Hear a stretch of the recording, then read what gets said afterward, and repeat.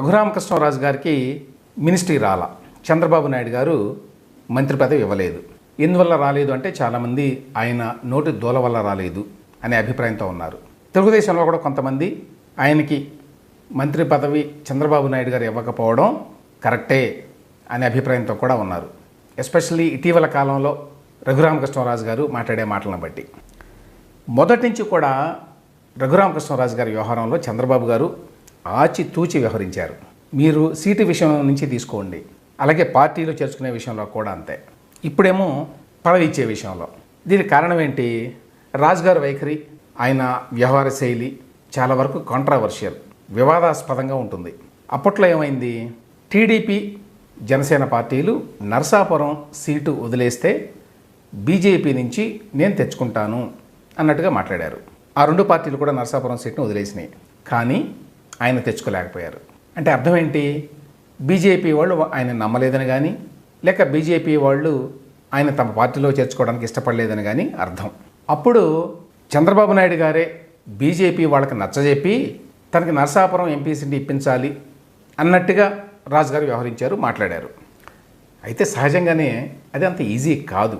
ఎందుకంటే మీరు అప్పట్లో చూస్తే చంద్రబాబు గారికి అంత శక్తి సామర్థ్యాలు, లేకపోతే బీజేపీ వాళ్ళని ఏ విషయంలోనైనా కన్విన్స్ చేసేటువంటి ఎబిలిటీ ఉంటే అనపర్తి సీటు పోయేది కాదు. అక్కడ నల్లమిల్లి రామకృష్ణారెడ్డి గారు ఎంతో పోరాడాడు టీడీపీ తరఫున. అటువంటి సీటుని ఆయన బీజేపీకి ఇవ్వాల్సి వచ్చింది. అట్లాగే సుజనా చౌదరి గారికి తనకు గనక చేతనైతే చంద్రబాబు నాయుడు గారు బీజేపీలో ఎంపీ సీటు ఇప్పించుకునేవాడు, పొత్తులో తాను ఇస్తున్నటువంటి సీట్లలో భాగంగా. కానీ అది జరగలేదు. కాబట్టి చంద్రబాబు నాయుడు గారు ఏదో తనకు కావాల్సిన వాళ్ళందరికీ ఇప్పించుకున్నాడు, నాకు మాత్రం బీజేపీ వాళ్ళకి చెప్పి ఇప్పించలేదు అని రాజుగారు అనుకున్నా కూడా అది కరెక్ట్ కాదు.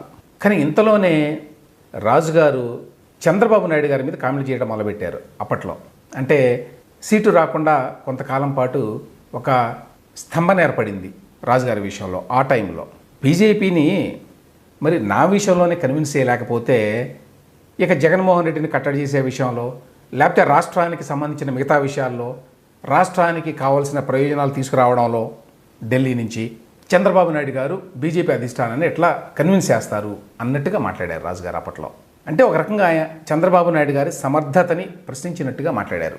అయినా కూడా రాజుగారికి ప్రజల్లో ఉన్న సానుభూతి కానివ్వండి, గతంలో ఆయన చేసినటువంటి నిర్విరామ పోరాటం పట్ల ఉన్న గౌరవం కారణంగానివ్వండి, చంద్రబాబు నాయుడు గారు చిట్ట చివరికి ఆయనకి ఉండి అసెంబ్లీ సీట్ ఇచ్చారు. ఆయన అక్కడ మంచి మెజారిటీతోనే గెలిచారు. సో ఆ తర్వాత ఇప్పుడు స్పీకర్ పదవో హోంమంత్రి పదవో ఇస్తారని చెప్పి ఆశించారు.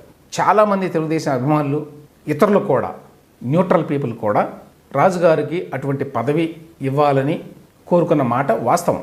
అయితే మంత్రివర్గ కూర్పు అనేది కత్తి మీద సాము లాంటిది, ఎన్నింటినో బ్యాలెన్స్ చేయాలి. దీనికి తోడు రాజుగారంటే కొంచెం దేశముదురని, ఆయనకి నోటి దోల అని, తొందరపడి ఏది పడితే అది మాట్లాడతారని ఉన్న పేరు కూడా బహుశా ఆయనకి పదవి రావడానికి అడ్డుపడి ఉండొచ్చు. ఇప్పుడు మళ్ళీ గత కొద్ది రోజులుగా రాజుగారు ఇస్తున్నటువంటి అనేక ఇంటర్వ్యూల్లో ఆయన తన నోటికి మళ్ళీ పని చెప్పారు. చంద్రబాబు నాయుడు గారికి నేను ఆనలేదేమో, నా సీనియారిటీ ఆయనకి సరిపోలేదేమో, మా క్షత్రియ కులానికి మంత్రి పదవి ఇవ్వాలనుకోలేదేమో అని ఇటువంటి చురకలన్నీ వేస్తున్నారు. బహుశా ఈ తొందరపాటుతనం, ఊరికే ఇట్లా మాటలు దొరలడం వల్లే రాజుగారికి మంత్రి పదవి రాలేదు అనుకోవాలి. రఘురామరాజు గారు సమర్థుడు అనడంలో ఎటువంటి సందేహం లేదు. చాలా మంచి నెట్వర్క్ మెయింటైన్ చేస్తాడు అనడంలో సందేహం లేదు. అయితే రాజకీయాల్లో సమర్థత, తెగుతో పాటు కొంచెం సమయస్ఫూర్తి, కొంచెం ఓపిక కూడా ఉండాలి. లేకపోతే ఆయనకి, రాష్ట్రానికి కూడా నష్టం జరిగేటువంటి ప్రమాదం.